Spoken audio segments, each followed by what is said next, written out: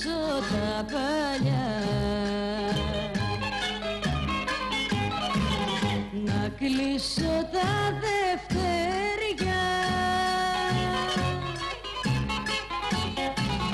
και σαν δυο φίλοι καρδιακοί να δώσουμε τα χέρια και σαν δυο φίλοι καρδιακοί να δώσουμε τα χέρια.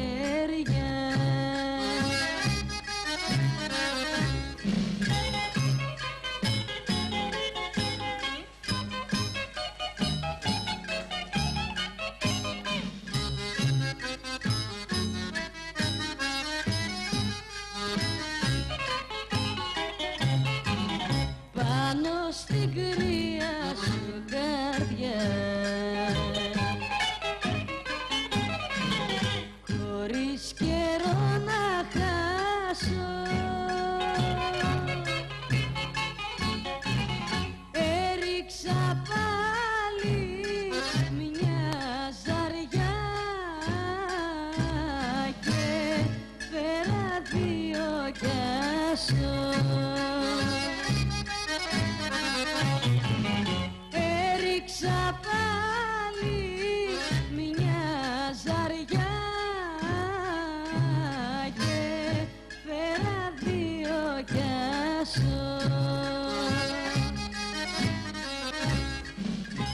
Βρε Μανούσο, βρε εσύ έφυγες για να πας σε ξενοδοχείο να κοιμηθείς. Να πας φρέσκο στην αραγωνιαστικιά σου. Και τώρα τι βλέπω, μισό μπουκάλι κατέβασες ξημερώματα. Κάτσε. Τι χάλια είναι αυτά, ρε, δάχτηκες με κανέναν? Θα πιείς? Όχι, ένα καφέ θα πάρω. Λοιπόν, τι έγινε? Τι να γίνει? Ό,τι γίνεται άμα πέσει ένα στροπελέκι στο κεφάλι σου. Δεν κατάλαβα. Η αραβωνιαστικιά μου είναι μια τέτοια.